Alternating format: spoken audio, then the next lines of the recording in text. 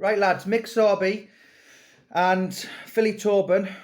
we're discussing the sequel to Mick Sorby's Hartlepool Born and Bred 1.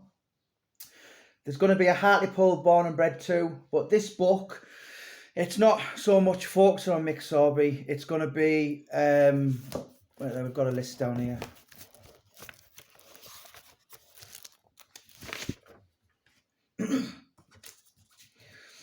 So it's going to be about the history of Hartlepool, some tough families, dormant stories, the local rivalries with the colliery and the Blackhall lads, the murders and deaths Hartlepool over the years, lots of Hartlepool humour.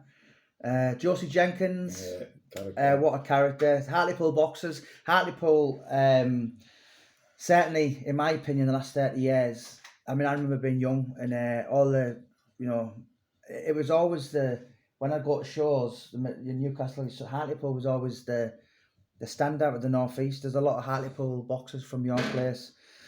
Lots of robberies, lots of thieving. There's been a lot of Hartlepool fights on the cobbles over the years. Not only that though, lads, there's a lot of warmth and spirit from the Hartlepool community, the grapevine, and what you want for the Hartlepool future. So, yeah, the book's coming, Hartlepool Born and Bred 2. It'll be out for this Christmas. Where do we start? So, Mick, obviously your first book was a massive success. Yes. What do you wish to put in this second one? I like to put in about all the humour what's happened to people who's working on dogs. Both me and Philip and Algie, we've all done quite a few years in the door. And there's been some really funny things happened to us. Yes, it'd be good read. There's a lot of characters. I mean, I watched one of Paul Suggett's documentaries the other day, and that was filmed in Hartlepool. Quite a few homeless people. It's kind of, there's a lot of interesting figures in Hartlepool, a lot of tough men, and I think you described it as we never had nothing, so we had to fight for it. And Josie Jenkins, I mean, she's very, very well known in the Hartlepool. Very well known. What was she about? She was just a local. I first met her when I was to start drinking the Bridge Hotel, and then I found her very funny. She's a really funny woman. She'd give you the last pound in her purse. Everyone in the town knew her, didn't they? Yeah, everyone. Yeah. Everybody. Yeah. I mean, even as you've just mentioned, he split up with his wife just for a show, and what she done, she went and pinched a chicken. Yeah. From the butchers, and she told him, "I've just bought that for you." You know what I mean? Heart of gold. Heart of gold. She went to the ice cream man. She'd buy all the kids in the street one. But she had some funny old ways about her. She was good. Yeah, I've tried to Google her. There's nothing on her. No, but I mean, if you mention that name, Josie Jenkins, every single person from Hartlepool knows who it is, isn't it? Yeah. Why has there been so many boxers over the years? I mean, obviously, I remember as a kid, your Terry Rowleys, your James Rooneys, your Davy Robsons, your Davy Carters, Michael Hunters. But it goes further back. It goes to there's a book up there actually, battling George Bowes, the Feeney, Stuart Lithgow, Dave Garside. All good. There's a lot of boxing clubs. You know, I remember when I was a kid, there was the Manor, the Headland, Club, the Hartlepool Cafe, the Hartlepool Welfare. Probably that was a popular one, the Boys Welfare. Yeah, they're still going now. And it's just something that Hartlepool, I suppose. You're bred tough and you're all. I think you've got to be. It's because we hadn't out and we've done so much for Occupy. Do you know, I can remember, Jimmy, when I was a kid, right? About 9, 10. If you go up the bottom of Chair Street, there was 2 bridges. One went to Old Town and one went to the shipyard. There was that many in the family, we didn't get enough to eat. We used to go down there, so the blokes with a sandwich what they had left. And a lot of kids, I mean, you told me in your Facebook, Mick, about what did you have to go and collecting coal from the sea or something like that? Yeah, so did a lot of kids in Hartlepool do that? Quite a few, yeah. Right. But it's not so much now, is it? Well, in that era it was. Because nearly every coal. See, when you're telling me that, I've just pictured young kids with hands like ice. Yeah. Well, they have to be. You know, what, for 50p or a pound or something like that? They wouldn't even get that. It'd probably be for their own fires. For their own mum and dad, you know. And they'd be sent out, they'd be woke up. I know kids who will walk on, it never happened to me, but I knew kids who will walk up and say, no, and they had to go. And they'd wake up, well, lads, didn't they? They had like paper rounds. These lads went on the beach with an old pram or a bike, and they'd shove a sack or 2 sacks on. And instead of spending it on sweets, they probably give it to the mum and dad. Yeah. Yeah. 90% I would say would have, yeah. And that's where the boxing come from. We've lived through a recession in Hartlepool. We always thought we were an experiment for the government. Yeah. Where we didn't have this and didn't have that. And these lads who were brave enough to go into boxing, you know what I mean? They're seeing a way out. And I admire every one of them. Yeah. But respect for everyone. You know, rightly or wrongly, listen, it's a true story. No one's glamorised it, but there's been a lot of robberies, thieving, and would you say, in fact, that people did that just to survive? It wasn't because I'm a kleptomaniac and I'll go out and I'll steal. It was just they had nothing. You had to feed the family. There was clever ones and there was silly ones. And some of the clever thieves got away with it for a bit longer. And I wouldn't like to say what they've done, you know what I mean? But you knew what they were, and they'd tell you, I'm a thief, I'm a burglar. And they were proud of their own, you know. You it's almost like you've got to admire their honesty. Yeah. So that, people are a bricklayer or a hairdresser or a politician, and I'm a thief. That's it. How bad is, we're in the 21st century now. You guys have been about a bit, all the swingers in town. Yeah. How bad today is it, the drug problem in Hartlepool? Truly bad. Do you know what I can't understand? Is it as bad as ever? Yeah. What I can't understand, Jamie, is the people who've seen what the everyone's doing to people, then they're going on it now. So still people never had before going on. Probably today they'll be them. Yeah. I can't understand it when they're seeing the damage it does to them. And they can't get off it. I mean, you Mick, have worked the doors since you're 15, 16.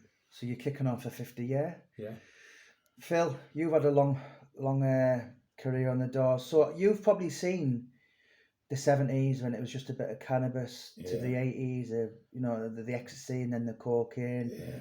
And now, God knows what it is now, the MDMA, the spice, and it, people who would have probably had a fight with you 40 years ago would come back and stab you. And no, definitely. Is it really bad now?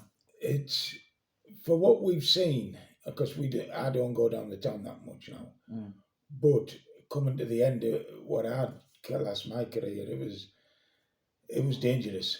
You'd be stabbed in the back. You'd be looked at. They'd be looking for you. You know, where it once over used to be a scrap, and that's it. But now there's no such thing as just a scrap. Yeah. There's a lot of warmth and spirit in the town. I think, obviously, I've spoken to you quite a lot, and even though no one in the town has got anything, there's some people in Hartlepool that would give you the last pound. Yeah, quite a few people know like that.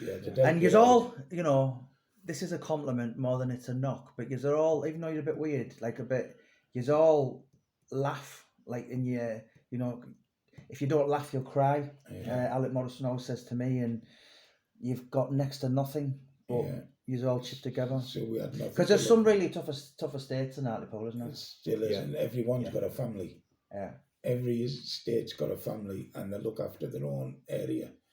You know what I mean? If it's big, or you'd mention, wouldn't you, that I'm coming in to see so and so, or you pay your respects to them, because they were all good kids, and they looked after their own, and you can't knock them for it. You know, and it was, and every estate, and there was a lot of estates. Yeah. And, it's quite a big town, isn't it?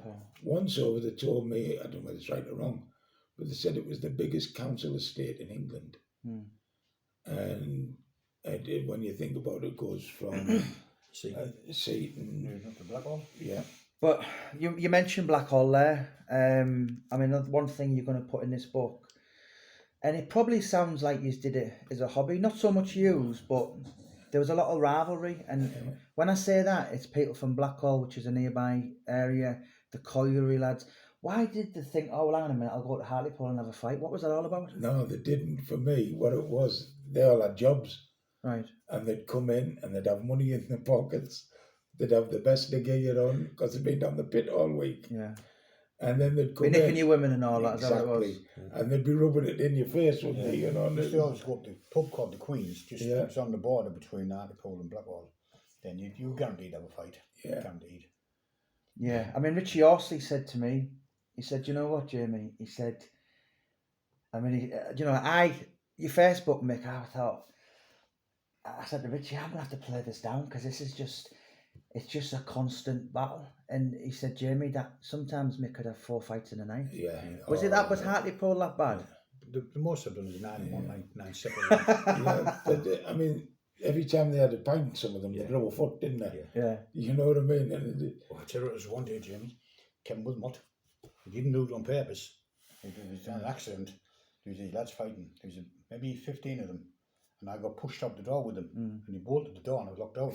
Yeah, isn't that in your book? Yeah, I had to fight for my life. Yeah. You're a fucker. And yeah, but you know, I mean, what's the future for Hartlepool? Then you've got the marine there. Jeff Stelling always talks about Hartlepool. Any chance he'll get.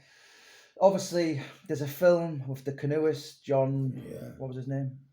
John Darwin. Wasn't he one of your prison officers? Yeah, you know, Hartlepool is probably, I describe it as maybe the most northern town in the northeast. You've got a cracking beach, or is it Seaton Crew that? Yeah. Seaton, you've got Seaton, Headland. yeah. Right where Through the Trun. Yeah. But, you know, it's like...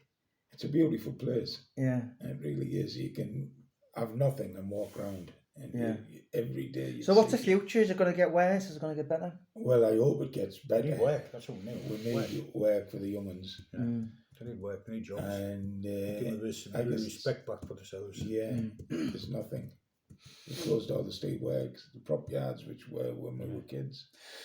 Yeah, and this book, if you're from Hartlepool, I mean, there's probably a good chance you're going to be in it. You'll know someone in it. This is going to be all about the Hartlepool life, the Hartlepool characters, the Hartlepool charisma, just the everyday struggle that people in Hartlepool have. Obviously, I'm going to spend a lot of time with you in the next couple of weeks. It'll be out before Christmas. Mick, I'm going to make a page for you today. We're going to do Fat Cat Productions, Paul Suggett, we're going to make a little YouTube documentary for you. Yeah. You've got a few podcasts to do, the Jimmy O Show, the Original African. It's not, you know, it's not to glamorise anything, because that life, it's not glamorous. There's nothing clever about being in prison, but it's real life, and I think a lot of people can relate to the struggles, isn't it? You had to work 6 days a week to not for any reason other than you had no skill.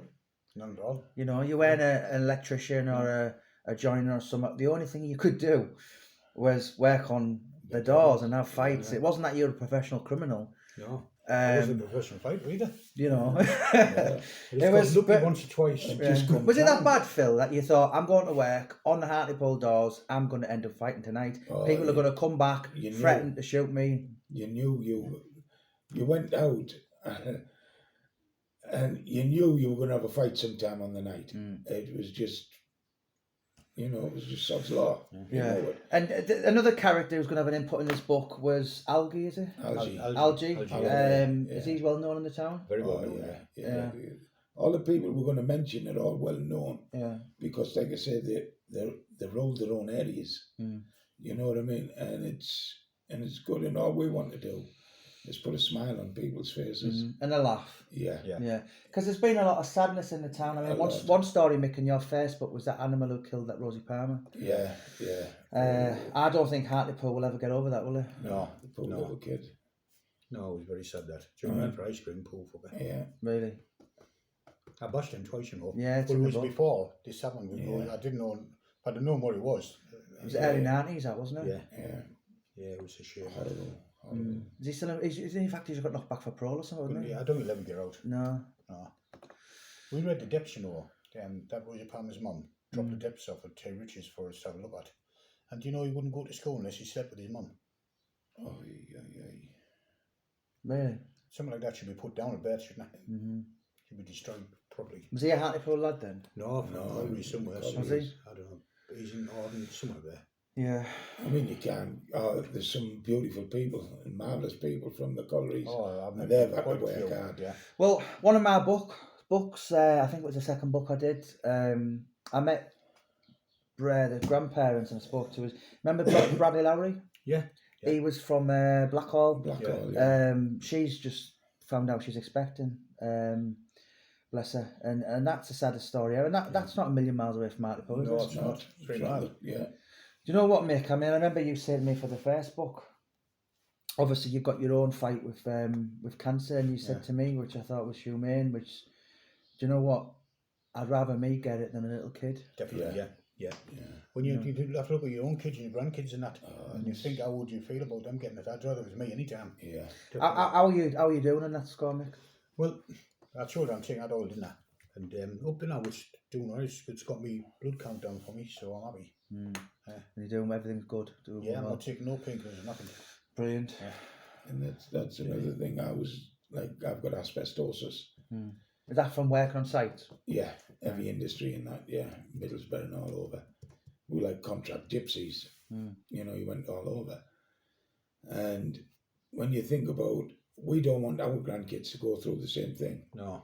We try to educate them about the fight and about everything. And, you know, Hartlepool is quietening down in that respect for me, where you don't see it, where there's men on street corners or stand outside of pubs like they used to be when we were kids. You know, they'd be waiting for what they call a setting, somebody to lend them, you know, half a crown. And they'd be in, and that was their setting in the pubs. And then they'd probably go home and beat the living daylights out of their wives. You know what I'm pleased about, Jamie? None of my kids have took after me. I'm really pleased. Mostly father probably say, oh yeah, he's just like me, but I'm really pleased. None of them. And you wouldn't want that, would you? No.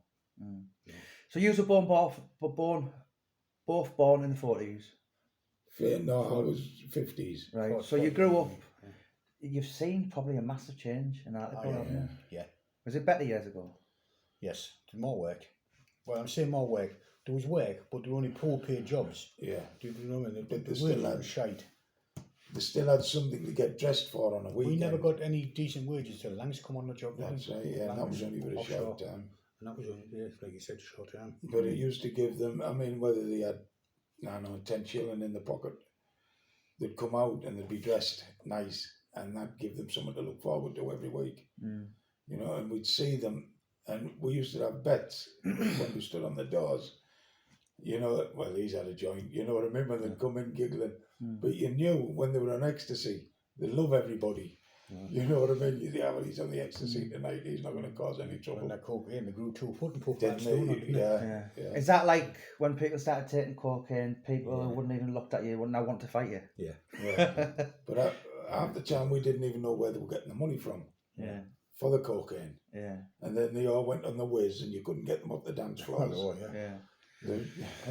But yeah, so the book Hartlepool Born and Bred 2, clues in the name, and at this time, obviously, Mick, we focused on your life.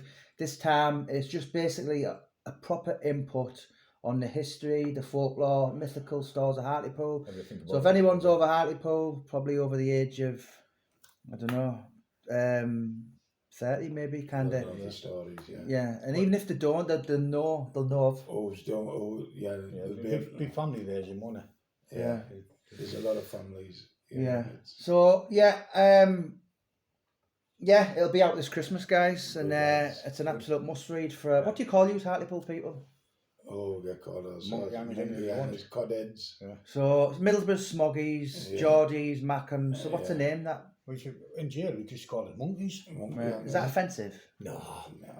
Some people used to make a thing about it. Yeah. You know, but that's just because they had no better to think about. Yeah, but you know, the college lads used to come down and call your monkey hangers, and they'd give them something to fight for. You know what I mean? Yeah. I mean, obviously the Hartlepool Football Club, their mascot's the monkey or something, isn't it? Yeah. Angus. I mean, we put a poem, or it was in your book, was by the monkey. Yeah. And that captures Hartley. I don't think there's something you can do about it. At the end of the day, Mick, it was you daft bastards who decided to hang a monkey 300-400 years ago in Napoleon's days. We always voted one in as mayor. We did, yeah. You know, it's, Yeah, we did. Angus, yeah. yeah. So, voted you him know, as well. that's not going to die away anytime soon, is it? No, So, no. embrace it. It's a- and, Yeah, It's a that's good it, topic when embrace it. some stranger gets on about it. It's a good topic when you're in a pub talking to them. yeah. It's good. And there's going to be a lot of funny stories in this as well, isn't there?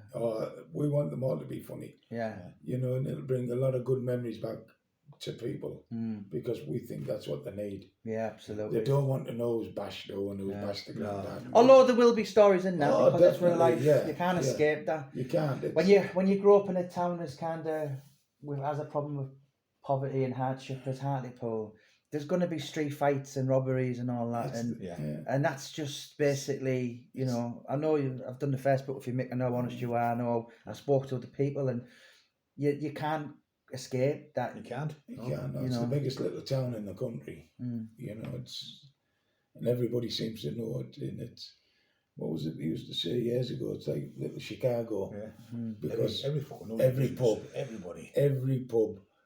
at Dodge, well, you call them Dodge pots. You'd go to London and they'd say, "Oh, go to that pub, you'll get so and so." And now, Hartlepool, you could go into any pub, mention someone, and somebody's. Do you think that's why there's a lot of security firms in Hartlepool? Yeah. Because people are nailing well, stuff down. They wouldn't let us start one. Yeah. We went to start one, and the police. Because obviously this is your Garside, your Kevin Jackson. Well, this was before there's all quite that. a few, isn't there? Eddie Yes. Hoyle, is it? Yeah, but Elwood, is it? Eddie Elwood. But when we Jim, we can got you called in, cut this bit out? Can I use your toilet, please? I'm busting Yeah. my piss. Do you know what? Where's it at? Well, just leave it there, guys. So Hartlepool Born and Bred 2 is going to be out this Christmas, lads.